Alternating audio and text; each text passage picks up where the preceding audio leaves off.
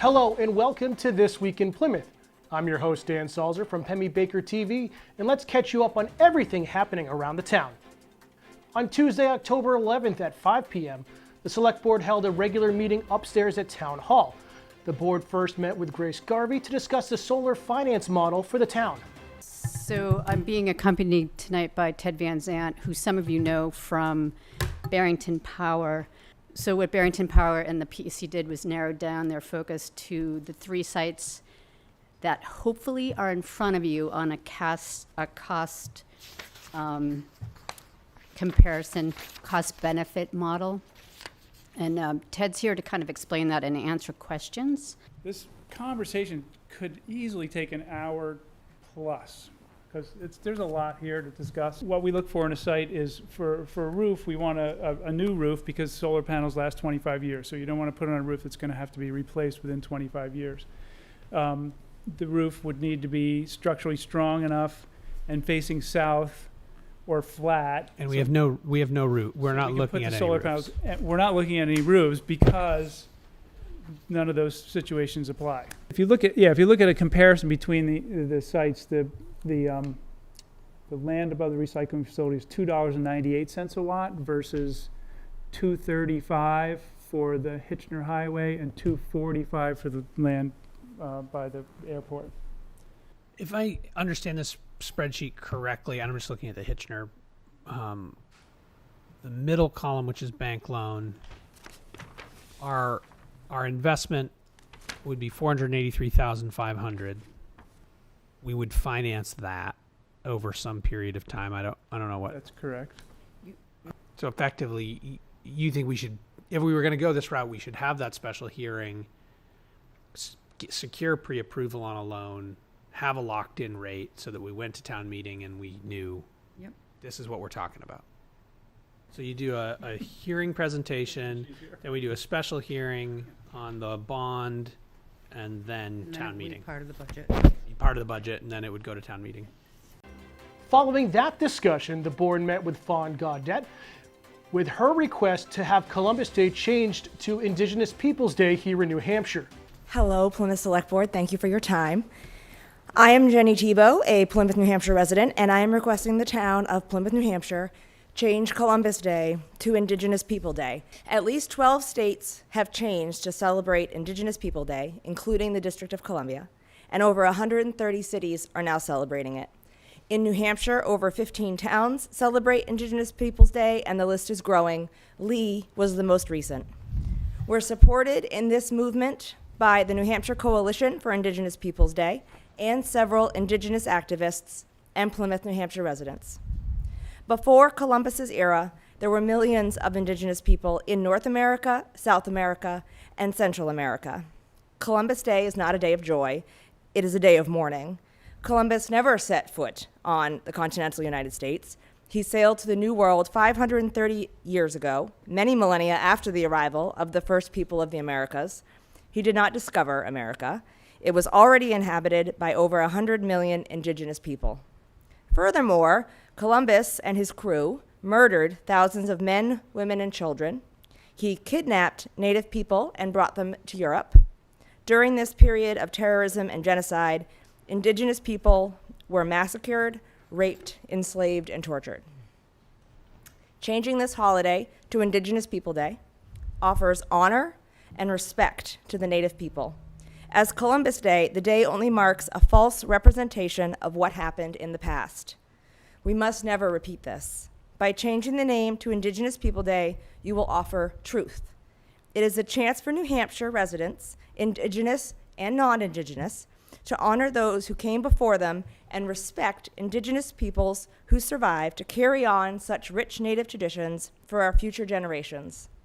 Is your intent to take this further? So yes, so I believe that the next step is that it has to be a petition. So we would put a petition together and have 25 names, 25 Plymouth resident names brought forward to the board, if I'm correct. Or it's for town meeting, perhaps, or if it's going to be a petition warrant, it could, be approved by the board to be a warrant article, or it could be a petition warrant Mike, Hi, I'm thank you. Fawn. I'm a Thornton resident. I grew up in New Hampshire. I'm also a descendant of the Blackfeet Nation. Thank you, Jenny, for this, and thank you for all your support. We tried to do this a few years ago, and we hope that Plymouth will move forward in this fight. That same night at 5:30, the Plymouth Water and Sewer Commissioners met at their office on the Old North Main Street.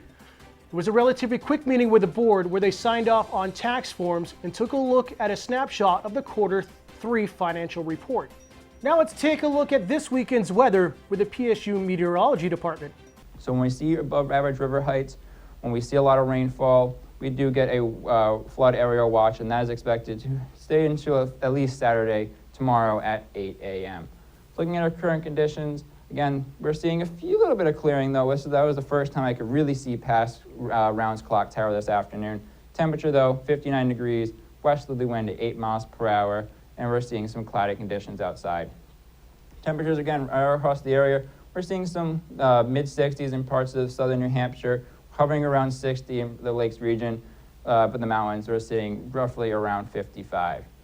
Let me time out the rest of the weekend for you. Temperatures, again, we're going to sit around 59 degrees today. Clouds and showers starting to leave our area this afternoon. Overnight tonight is when the clouds really start to clear out. Temperatures will get to around 44 degrees as you wake up tomorrow morning, and the temperatures will start to slowly rise up into the low to mid-60s for much of the area. Mostly sunny condition is expected tomorrow. Now I am tracking a few clouds that will enter our area Saturday night into Sunday morning. Temperatures will sit around 45 again for the area. As we go throughout Sunday afternoon, temperatures will be really nice with temperature around 60 degrees and partly sunny conditions. So looking at our upper air chart, so you're probably wondering, why are we going to hit 66 possibly during the middle of October? Well, we do have this upper level low that is circling right through the Great Lakes right now and is helping to fuel us with some warmer temperatures into Saturday, into Sunday. But as a slow-moving system makes its way through, expect some really cool temperatures throughout the later part of the week. It's a really slow system, so it's not going to be moving really quickly. So again, overnight tonight, temperatures will drop down to around the mid-40s or so with some clearing conditions. Tomorrow, 63, mostly sunny, winds will be light, and we'll see some possibility, again, we might hit that mid-60s mark. Now I am tracking some showers for parts of Monday and Tuesday. Again, I told you about those cool temperatures. Wednesday, Thursday, and Friday night, temperatures that could get overnight could be getting around 34 to 36 degrees, and some midday temperatures right around 50 to 55. Couple of announcements for this week. The Select Board announced via the town website that there will be a public hearing on November 14th at 5:15 p.m. for the proposal of a solar array. The public is strongly encouraged to attend the meeting and give their opinions. Additionally, the Select Board will hold public forums for each of the 3 finalists for the town manager position. The forums will be held from 5 to 6 p.m. on Wednesday, October 19th for David Porter, Tuesday, October 25th for Scott Whedon, and Wednesday, October 26th for Karina Park. The public is encouraged to attend in person or through the Zoom meeting links to have their questions ready for each candidate. Picture retakes are coming up for both the elementary and high school here in Plymouth. The high school will be hosting its retake session on October 17th and the elementary school on October 27th. The elementary school will be hosting an informational tech night for the parents of students so they will have a better understanding of the technology that kids use in class. The first session was held on Thursday, October 13th, but 2 more sessions are scheduled, the next being on Thursdays, October 20th and 27th. These informational sessions will last from 5 to 6 and 6 to 7. Be sure to contact Geneva Sambor at the information on your screen if you plan to attend. The high school will also have a delayed opening on October 25th.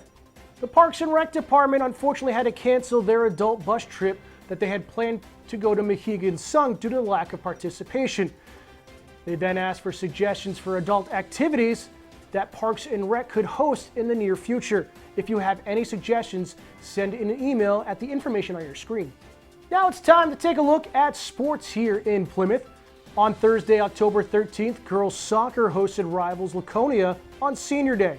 Unfortunately for the Bobcats, they fell to the Sachems 4-0. Football made their way over to Kennett this past Friday with kickoff that began at 7 p.m. If you missed the game or any of the action, you can catch reruns of all PRHS sports during select times throughout the week on Channel 1302 and on demand on our YouTube channel. Thanks for tuning into this week's edition of This Week in Plymouth. If you have anything you would like to show on the air or be a part of our show, contact us at the information on your screen. For our executive producer and Jonathan Picard, I'm Dan Salzer. We'll see you next week on This Week in Plymouth.